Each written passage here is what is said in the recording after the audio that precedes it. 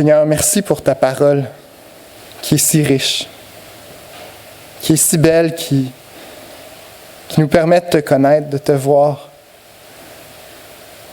de voir comment tu agissais quand tu étais parmi nous. C'est tellement une grâce, Seigneur, de pouvoir étudier ta parole.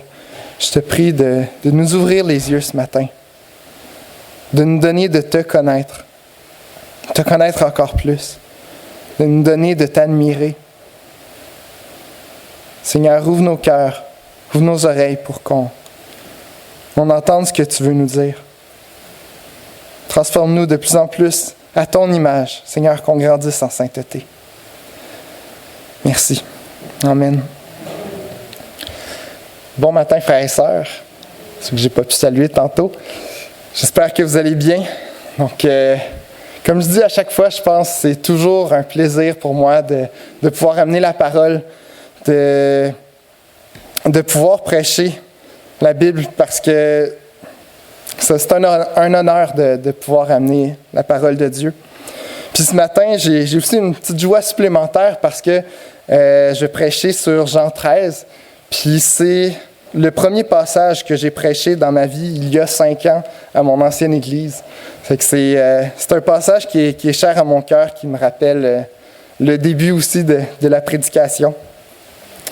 C'est un passage où on voit vraiment l'amour de Jésus envers ses disciples, envers son peuple. Donc, je vous invite à tourner avec moi tout de suite dans Jean 13, puis on va le lire.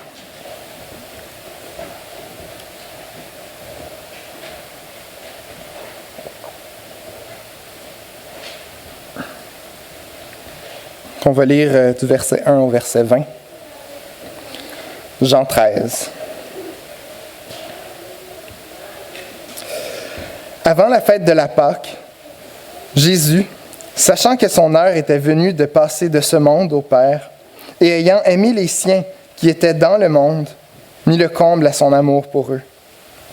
Pendant le souper, alors que le diable avait déjà mis dans le cœur de Judas Iscariote, fils de Simon, le dessein de le livrer, Jésus, qui savait que le Père avait remis toutes choses entre ses mains, qu'il était venu de Dieu et qu'il s'en allait à Dieu, se leva de table, ôta ses vêtements et prit un linge dont il se ceignit.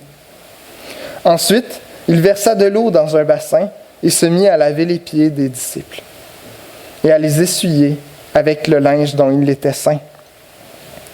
Il vint donc à Simon-Pierre et Pierre lui dit : « Toi, Seigneur, tu me laves les pieds ? » Jésus lui répondit : « Ce que je fais, tu ne le comprends pas maintenant, mais tu le comprendras bientôt. » Pierre lui dit : « Non, jamais tu ne me laveras les pieds. » Jésus lui répondit : « Si je ne te lave, tu n'auras point de part avec moi. » Simon-Pierre lui dit : « Seigneur, non seulement les pieds, mais encore les mains et la tête. » Jésus lui dit : « Celui qui est baigné n'a besoin que de se laver les pieds pour être entièrement pur. Et vous êtes purs, mais non pas tous. » Car il connaissait celui qui allait le livrer. C'est pourquoi il dit : « Vous n'êtes pas tous purs. » Après qu'il leur eut lavé les pieds et qu'il eut pris ses vêtements, il se remit à table et leur dit : « Comprenez-vous ce que je vous ai fait ? Vous m'appelez Maître et Seigneur, et vous dites bien, car je le suis. Si donc je vous ai lavé les pieds, moi le Seigneur et le Maître, vous devez aussi vous laver les pieds les uns aux autres. Car je vous ai donné un exemple, afin que vous fassiez comme je vous ai fait. En vérité, je vous le dis, le serviteur n'est pas plus grand que son Seigneur, ni l'apôtre plus grand que celui qui l'a envoyé. Si vous savez ces choses, vous êtes heureux, pourvu que vous les pratiquiez. Ce n'est pas de vous tous que je parle, je connais ceux que j'ai choisis. Mais il faut que l'Écriture s'accomplisse. Celui qui mange avec moi le pain a levé son talon contre moi. Dès à présent, je vous le dis avant que la chose arrive, afin que lorsqu'elle arrivera, vous croyiez ce que je suis. En vérité, je vous le dis, celui qui reçoit celui que j'aurai envoyé, me reçoit. Et celui qui me reçoit, reçoit celui qui m'a envoyé. Seigneur, oui, ouvre nos yeux, Que cette parole nous parle réellement ce matin. Amen. Donc, je vais commencer premièrement avec une courte mise en contexte du passage qu'on vient de lire, puis ensuite, on va pouvoir passer au travers du passage. Donc, comme c'est mentionné au début, ce discours se passe le soir avant la célébration de la Pâque. C'est au courant de ce souper-là que Jésus il va instituer la Sainte Seine, le repas du Seigneur, dépendant comment vous êtes habitué de l'appeler. Puis c'est aussi durant ce souper-là que Jésus annonce et la trahison de Judas et le reniement de Pierre. Puis malgré tout ça, il promet le Saint-Esprit à ses disciples, puis l'union qu'on va avoir au Père au travers de Jésus. Bref, c'est un souper qui est vraiment chargé en événements puis contenu. Puis c'est aussi le dernier souper que Jésus va avoir avec ses disciples avant sa crucifixion.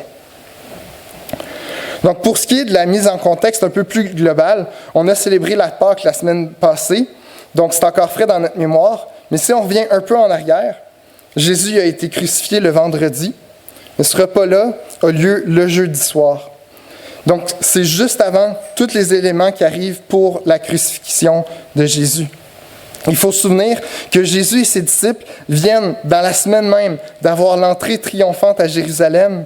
Jésus assis sur un ânon, comme on a lu tantôt, avec les feuilles de palmier, les manteaux qui sont mis sur son chemin devant lui, puis tout le monde qui célèbre l'entrée du fils de David dans la ville de David. C'est une semaine où les disciples puis le peuple pensent que le fils de David s'en vient pour triompher, pour rétablir son règne. Ils croient que l'accomplissement des promesses du royaume de Dieu est pour s'accomplir, puis qu'ils vont être libérés par le roi, celui qui était tant attendu, qui avait été promis par les prophètes.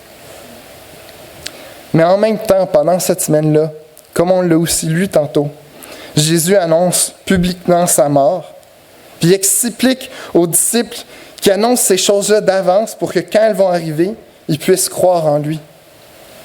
Mais présentement, les disciples ne comprennent pas que leur Messie doit souffrir avant son règne. Finalement, dans son amour pour eux, Jésus prépare ses disciples, sachant qu'ils vont bientôt être dispersés dans un temps de confusion, pour que quand ils vont être à nouveau revenus à lui, ils puissent être affermis dans leur foi. Donc, allons au premier verset. Avant la fête de la Pâque, Jésus, sachant que son heure était venue de passer de ce monde au Père, et ayant aimé les siens qui étaient dans le monde, mit le comble à son amour pour eux. Ce verset-là, c'est vraiment la base du passage. C'est là où il établit qu'est-ce qui se passe, comment est-ce qu'on doit comprendre ce qui se passe. Premièrement, il nous rappelle que Jésus n'est pas surpris par les événements. Il savait puis connaissait tout ce qui allait arriver. Il savait que son heure était venue. Jésus est Dieu, puis il n'y a absolument rien qui peut le surprendre. Puis Jean, il fait référence à plusieurs reprises dans le passage pour que les lecteurs puissent réellement comprendre qui est Jésus, que Jean est en train de décrire puis montrer.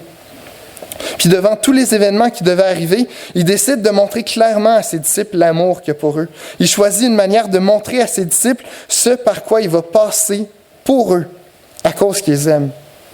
Puis, il est écrit, il mit le comble à son amour pour eux, c'est-à-dire il est allé à l'extrême pour leur montrer combien il les aimait. Donc, comment est-ce qu'il a fait ça? On lit à partir du verset 2.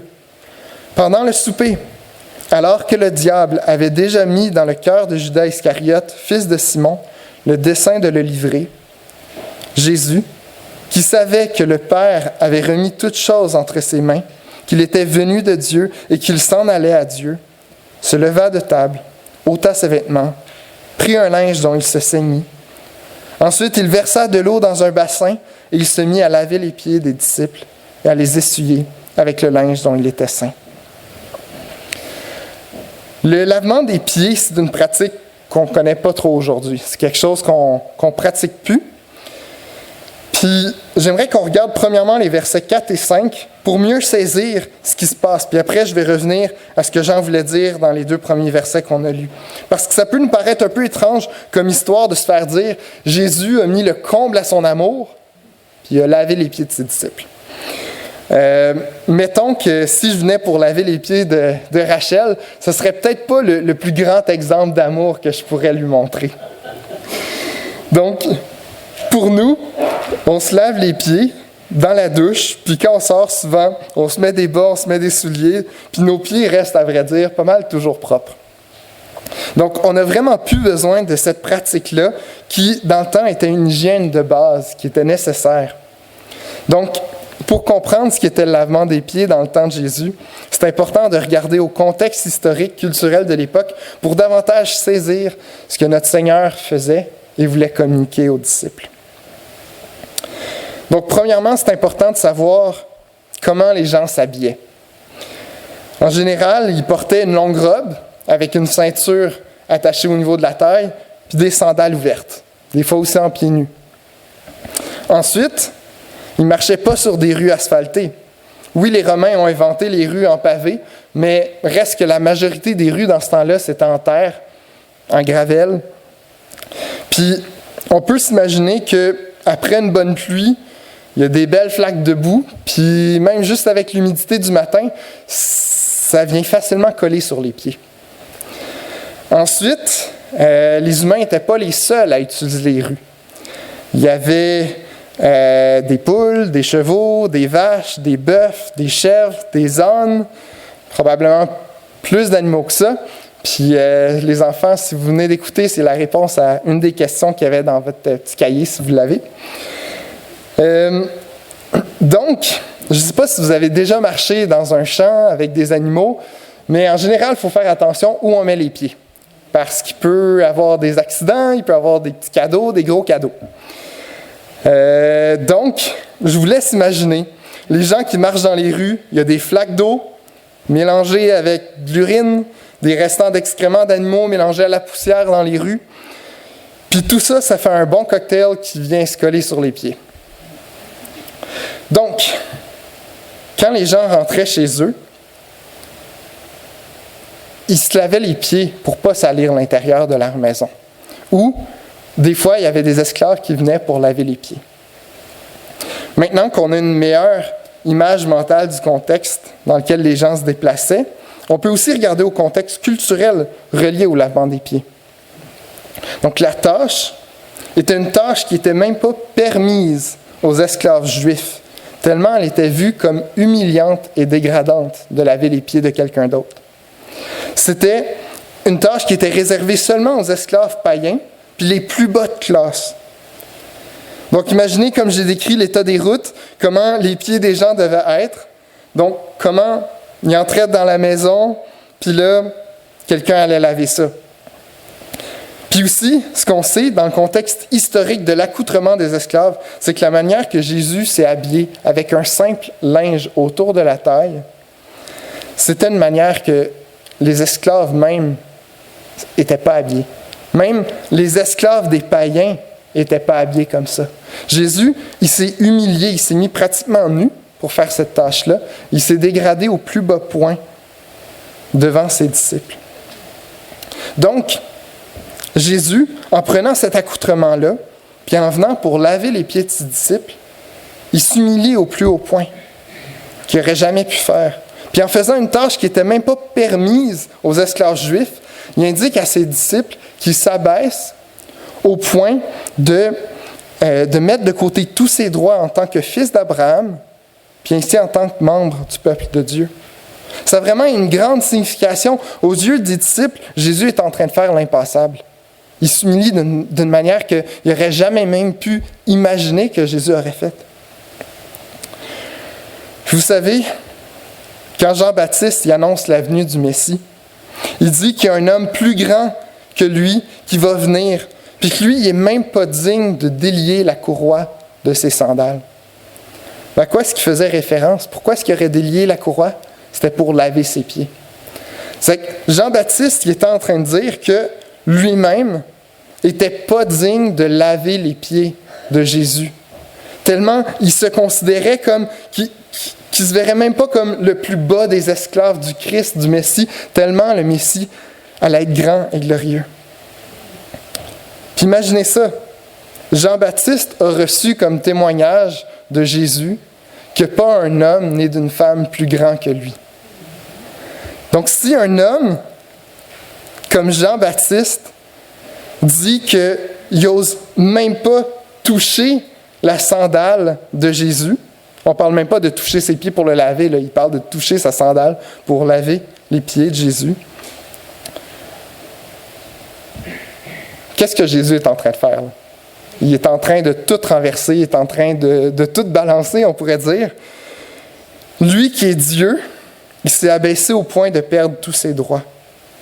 Puis il ne s'est pas fait abaisser, mais il l'a fait lui-même volontairement. Puis en ayant une meilleure idée de l'ampleur qu'avait ce geste, on peut mieux comprendre la préfiguration de la croix dans le lavement des pieds.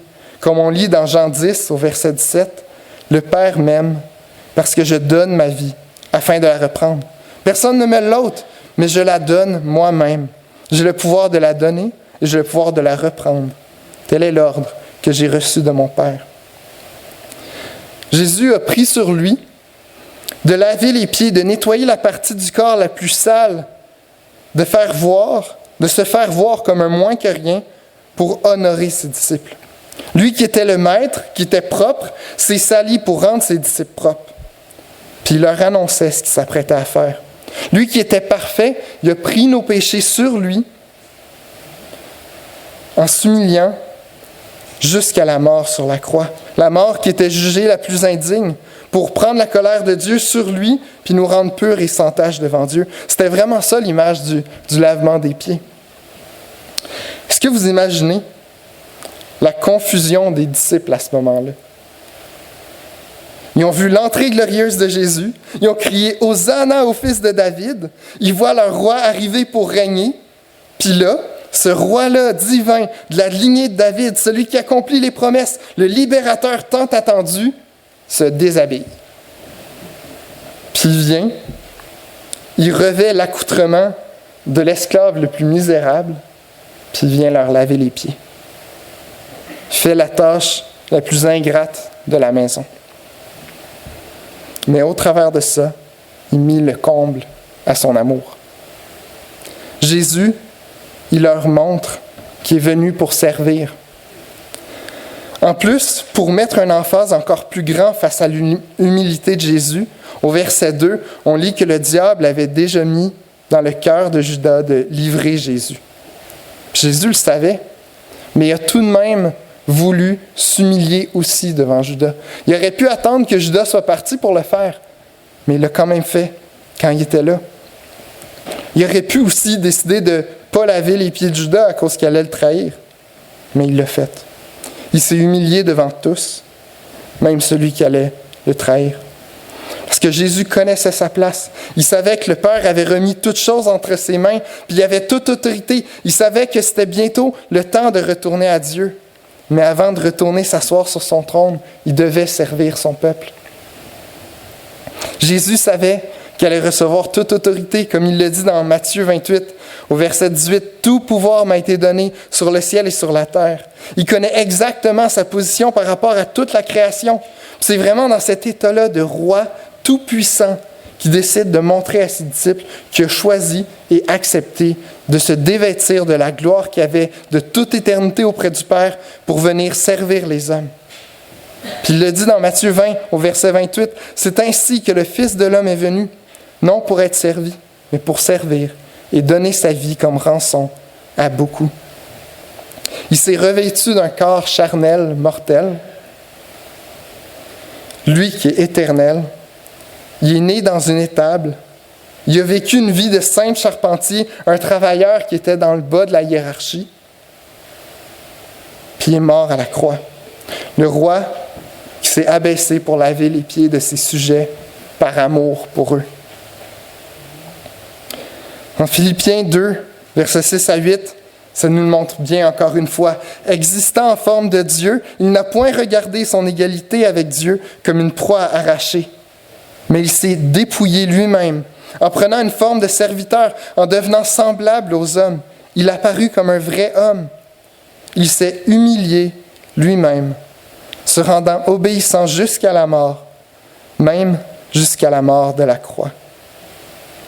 C'est ainsi que Jésus, lavant les pieds de ses disciples, démontre qu'il n'y a rien de trop sale pour lui. Il n'y a rien de trop bas pour lui. Il démontre sa position selon laquelle il s'est mis et qu'aucun péché est trop grand pour lui. Nos plus grandes fautes les uns contre les autres, ou les plus grandes fautes qu'on commet contre Dieu, peuvent être pardonnées, puis lavées par son œuvre. Il est Dieu, puis il est venu mourir à la croix pour servir. Mais il faut accepter que Jésus lave nos pieds. Alors, continuons au verset 6.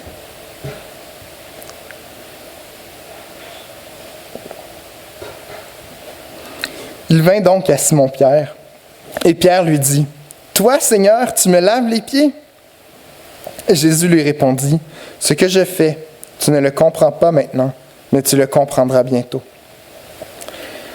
Les disciples ont probablement tous accepté de se faire laver les pieds, hésitants et à contre-cœur, mais ils ne se sont pas opposés jusqu'au tour de Pierre. Puis lui, par son caractère très expressif, comme on voit dans le passage, il s'y oppose vivement. Parce qu'il ne comprend pas que son maître doit se salir, qu'il doit souffrir avant de régner, puis qu'il doit le faire pour le rendre pur. Puis Jésus, par cet acte-là, demande à Pierre de lui faire confiance, d'avoir sa foi en lui. Jésus savait que ses disciples ne pourraient pas comprendre avant qu'il soit passé par la croix, qu'il soit mort et ressuscité. Mais il utilise ce geste de laver leurs pieds, puis leur demande de l'accepter pour qu'ils soient en mesure de comprendre et de croire par la suite, qu'ils sont lavés de leurs péchés par sa mort. C'était vraiment un geste de préfiguration qu'il fait. De la même manière, maintenant, Jésus nous demande aussi de lui faire confiance, de mettre notre foi en lui dans ce qu'il nous dit. Même si on ne comprend pas comment il peut pardonner nos péchés, même si on ne comprend pas que nos péchés, même si on pense que nos péchés peuvent être trop grands, qu'on est trop sale, trop taché pour Jésus, mais lui, il a pris ta saleté sur lui. Puis même si on ne comprend pas, il nous demande, fais-moi confiance, tu es maintenant propre. Ce que Jésus a fait, c'est comme si je portais des vêtements sales, troués, des vrais guenilles, on pourrait dire, puis que Jésus est venu en habit blanc, resplendissant. Il s'est déshabillé, qui est venu, qui a pris mes habits, qui les a portés, puis qui m'a donné son linge blanc, puis parfait à sa place. À la place de Pierre, moi, je ne voudrais pas qu'il prenne mes vêtements tout sales parce que je me dirais, ça ne t'appartient pas, c'est à moi. Dans ma tête, ce n'est pas approprié pour un roi de s'habiller comme ça non plus. Mais dans son amour, Jésus l'a fait. Parce que par nous-mêmes, on ne pouvait pas blanchir nos vêtements. On ne pouvait pas, mais lui, il pouvait nous donner ses vêtements blancs. Il pouvait nous donner un nouveau statut, totalement. Ensuite, au verset 8, on continue. Pierre nous dit, « Non, jamais tu ne me laveras les pieds. » Et Jésus lui répondit, « Si je ne te lave, tu n'auras point de part avec moi. » Simon-Pierre lui dit, « Seigneur, non seulement les pieds, mais encore les mains et la tête. » Si l'action du lavement des pieds, c'était simplement une image, un symbole d'humilité, rien de plus, Jésus n'aurait jamais répondu à Pierre, « Si je ne te lave pas, tu n'auras pas de part avec moi. » Jésus voulait vraiment démontrer clairement que le lavement des pieds démontrait la manière qu'il allait sauver ses disciples. Puis il lui dit en d'autres mots, si l'agneau de Dieu ne prend pas tes péchés, s'il ne te lave pas et ne te revêt pas de ses habits purs, tu ne peux pas avoir de part avec lui. Puis la terminologie utilisée de prendre part fait généralement référence à prendre part à l'héritage de quelqu'un. Donc, en d'autres mots, il dit, si tu ne me fais pas confiance, tu ne peux pas être uni à moi et à mon Père. Puis tu ne seras pas co-héritier avec moi des promesses. Je ne pourrai pas te rendre pur. Et il continue, verset 10, Jésus lui dit, celui qui s'est baigné n'a besoin que de se laver les pieds pour être entièrement pur. Et que vous êtes purs, mais non pas tous. Car il connaissait celui qui allait le livrer. C'est pourquoi il dit, vous n'êtes pas tous purs. Par ces phrases, Jésus explique qu'un enfant de Dieu est purifié de ses péchés. Mais qu'il lave ses pieds pour montrer qu'il efface ses péchés. Puis que même s'il pêche à nouveau, Jésus continue de pardonner ses péchés. Il continue de laver ses pieds. Il est pur, il a juste les pieds à laver. Mais en même temps, Jésus confirme que ce n'est pas le lavement des pieds lui-même qui pardonne. C'est important que les disciples se laisse laver les pieds parce que ça montrait qu'il faisait confiance, qu'il acceptait une réalité qu'il ne comprenait pas encore. Le lavement des pieds, c'est important parce que c'est par la foi que Jésus nous lave de nos péchés. Mais ce n'est pas le lavement des pieds lui-même qui purifie. Parce que Jésus a dit qu'il y en a un qui n'est pas pur. Mais il lui a lavé les pieds. Mais il ne reste pas pur. Donc le lavement, ce n'est pas ça qui purifie. Ça pointe vraiment vers quelque chose de plus grand. Au verset 12, après qu'il leur eut lavé les pieds et qu'il eut pris ses vêtements, il se remit à table et leur dit, « Comprenez-vous ce que je vous ai fait? Vous m'appelez Maître et Seigneur, et vous dites bien, car je le suis. » Mes disciples ne comprenaient toujours pas pourquoi Jésus avait fait ça. Pourquoi est-ce qu'il avait décidé de s'humilier de cette manière-là? Mais maintenant, il reprend sa place comme Maître et Seigneur. Il reprend une position de relation avec ses disciples, puis il démontre que l'action qu'il a faite affecte absolument en rien qui il est. Il demeure Seigneur, il demeure Maître, puis maintenant il veut leur enseigner selon ce qu'il a fait. Donc, verset 14, « Si donc je vous ai lavé les pieds, moi le Seigneur et le Maître, vous devez aussi vous laver les pieds les uns aux autres. Car je vous ai donné un exemple, afin que vous fassiez comme je vous ai fait. En vérité, je vous le dis, le serviteur n'est pas plus grand que son Seigneur, ni l'apôtre plus grand que celui qui l'a envoyé. Si vous savez ces choses, vous êtes heureux, pourvu que vous les pratiquiez. » Jésus amène un deuxième aspect au lavement des pieds. Le premier qu'on a vu regardait à l'œuvre de Jésus, puis maintenant, il ramène à nous. Comment est-ce qu'on devrait vivre, sachant que notre Maître a pu s'humilier à un tel point? Puis comment est-ce qu'on peut prendre exemple de ce Maître-là? On observe dans notre société un grand souci de stratification, de rôle et de hiérarchie. Puis ça démontre bien notre ego, notre orgueil, qui nous garde de nous humilier devant les autres. Mais Jésus, il ordonne à ses disciples de devenir des serviteurs, de devenir esclaves des autres, peu importe notre statut. De ne pas rechercher la gloire, l'honneur, mais plutôt qu'on soit prêt et même qu'on recherche à nous humilier les uns, servant les autres. Comme Paul le dit si bien dans Philippiens 2, verset 3, « Ne faites rien par esprit de parti ou par vaine gloire, mais que l'humilité vous fasse regarder les autres comme étant au-dessus de vous-même. » Ça va complètement à l'encontre de notre nature charnelle. Ça va complètement à l'encontre de notre zone de confort. Ça nous sort totalement de notre zone de confort. Mais Jésus, ici, il n'impose pas le lavement des pieds comme une ordonnance. C'est pas ça qu'il fait. Puis juste le fait qu'on le voit nulle part ailleurs dans le Nouveau Testament, ça confirme que c'est pas une ordonnance qu'il fait. En fait, c'est un principe qu'il donne à ses disciples. Puis ce qu'il demande et ce qu'il ordonne à ses disciples, c'est de s'aimer. C'est de mettre le comble à notre amour les uns pour les autres. De ne pas chercher à être plus grand puis à ressortir du lot, mais il instaure une communauté tournée vers le service où chaque membre devient aussi important l'un que l'autre. Il renverse la hiérarchie. Puis Jésus continue plus loin dans Jean 13, verset 34, en disant « Je vous donne un commandement nouveau, aimez-vous les uns les autres, comme je vous ai aimé. Vous aussi, aimez-vous les uns les autres. À ceci, tous connaîtront que vous êtes mes disciples, si vous avez de l'amour les uns pour les autres. » Cet amour dont Jésus parle, ce n'est pas un amour égoïste. Ce n'est pas un amour qui nous fait sentir bien juste pour nous. Mais c'est un vrai amour qu'on pourrait dire qui est altruiste, qui est tourné vers nos frères et sœurs. C'est l'amour qui a mené le Christ à dire qu'il n'y a pas de plus grand amour que de mourir pour ses amis. C'est vraiment ça que Jésus veut faire ressortir. Il a mis le comble à son amour pour ses disciples, puis ensuite il leur dit « Voyez ce que j'ai fait, imitez-moi. » Puis mettez à votre tour le comble à votre amour les uns pour les autres, peu importe le sacrifice que ça va demander. Puis il finit en mettant un emphase, en répétant 2 fois « En vérité, C'est important ce qu'il va dire. Il vient de mettre plus d'emphase sur l'action qu'il vient de faire, en se replaçant de nouveau comme maître, puis en mettant ses disciples au niveau d'esclaves. Il leur dit qu'un esclave ne peut regarder une tâche comme dégradante si son maître l'a déjà fait. Il devrait plutôt la voir comme un honneur.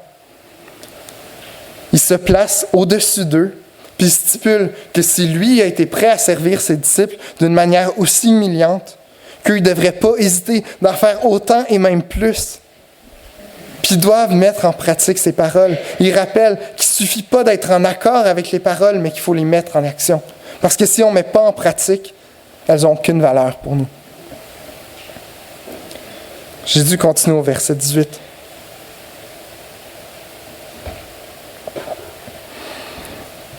Ce n'est pas de vous tous que je parle. Je connais ceux que j'ai choisis, mais il faut que l'Écriture s'accomplisse. Celui qui mange avec moi le pain a levé son talon contre moi. Il fait un retour à ce qu'il a dit au verset 10, quand il a dit « Or, vous êtes purs, mais non pas tous. » Jésus veut démontrer par sa préscience, par sa connaissance sur toutes choses qui vont arriver. Il dit que ceux qui vont mettre en pratique ce qu'il dit vont être heureux, ils vont être bénis, mais que ça ne s'applique pas à tous ceux qui sont des 12, qui sont là autour de la table. Il connaît les disciples qu'il a choisis, puis il démontre clairement qu'il en a choisi un, spécifiquement pour que celui-ci le trahisse. Ça, pour accomplir les prophéties écrites environ 1000 ans avant Jésus-Christ. On peut en lire une dans le psaume 41:10, « Celui-là même avec qui j'étais en paix, qui avait ma confiance et qui mangeait mon pain, lève le talon contre moi. » Le Seigneur avait tout prophétisé d'avance. Judas était le fils de perdition. Il avait été choisi dans le plan souverain de Dieu pour livrer Christ. Et Jésus le révèle à ses disciples pour qu'ils reconnaissent que Jésus, c'est lui le maître d'œuvre, que rien ne lui échappe, qu'il est Dieu. Et il dit au verset suivant, « Dès à présent, je vous le dis, avant que la chose arrive, afin que lorsqu'elle arrivera, vous croyez ce que je suis. » Jésus veut rassurer ses disciples. Il les avise des choses qu'ils ne peuvent pas encore comprendre pour que quand les choses vont arriver, ils puissent croire, ils puissent comprendre que Jésus est bel et bien le Messie, le Sauveur tant attendu, même si les choses ne se passent pas comme ils pensaient que ça allait arriver. Puis Jésus dit, afin que vous croyiez que moi, je suis. Ce titre-là, moi, je suis, en grec, c'est ego eimi, qui fait référence à la manière que Dieu se présente à Moïse quand il l'a envoyé pour délivrer Israël de l'esclavage en Égypte. Puis, dans la Bible grecque que les Juifs avaient dans le temps de Jésus, c'était ces mots-là que Dieu utilisait, puis que Jésus, à plusieurs reprises, va utiliser et s'approprie pour dire qu'il est Dieu. On voit le titre quand Dieu le donne à Moïse dans Exode 3 au verset 13. Moïse dit à Dieu, « J'irai donc trouver les Israélites et je leur dirai, le Dieu de vos ancêtres m'envoie vers vous. Mais s'ils me demandent quel est son nom, que leur répondrai-je? » Et Dieu dit à Moïse, « Je suis celui qui suis. » Et il ajouta, « Voici ce que tu diras aux Israélites. Je suis, ou ego eimi, m'a envoyé vers vous. » Dieu dit encore à Moïse, « Voici ce que tu diras aux Israélites. L'Éternel, le Dieu de vos ancêtres, le Dieu d'Abraham, le Dieu d'Isaac, le Dieu de Jacob, m'envoie vers vous. Tel est mon nom pour toujours, tel est le nom sous lequel on fera appel à moi de génération en génération. » Donc à ce moment-là, Jésus, en utilisant ces mots-là précisément, il est en train de dire à ses disciples, « Le Dieu de vos ancêtres, qui vous a délivré d'esclavage en Égypte, celui qui vous a nourri du pain du ciel durant 40 ans dans le désert, l'Éternel qui vous a guidé dans la terre promise où coule le lait et le miel, celui qui vous donne la victoire, celui qui vous donne du repos, celui qui vous guérit, celui qui vous sauve, celui qui vous a prédit toutes ces choses par la bouche des prophètes, celui qui est de toute éternité et qui va être de toute éternité, c'est moi. » Au verset 20, « En vérité, je vous le dis, Celui qui reçoit celui que j'aurai envoyé me reçoit. Et celui qui me reçoit, reçoit celui qui m'a envoyé. Jésus apporte ce qu'il dit à un point culminant. Il démontre de nouveau l'intimité de la relation qu'il a avec le Père. On peut le voir à plein d'autres places dans la Bible, l'intimité, mais je pensais à Jean 5 au verset 19. Jésus reprit donc la parole et leur dit, en vérité, je vous le dis, le Fils ne peut rien faire de lui-même. Il ne fait que ce qu'il voit faire au Père, et tout ce que le Père fait, le Fils aussi le fait pareillement. Celui qui reçoit Jésus reçoit le Père. De la même manière, il envoie ses disciples dans le monde pour le représenter. Il leur donne la même unité qu'il a avec le Père. Puis leur mission, c'est de représenter Jésus. Et quiconque reçoit la parole qu'ils annonceront, le recevront et recevront le Père. Mais quiconque les rejette, rejette par le fait même l'Éternel et son salut. Ils sont appelés à être l'intermédiaire de Jésus, d'une certaine façon, à être ses témoins, à être semblables à lui, recherchant la gloire du Père, aimant les hommes et les femmes pour leur communiquer comment Jésus rétablit l'union qu'ils peuvent avoir avec leur vrai et unique Père. Jésus nous appelle à être ses disciples. Il nous appelle à avoir ce rôle-là, puis à faire connaître son nom, son sacrifice, son salut, sa grâce, et à vivre dans son amour.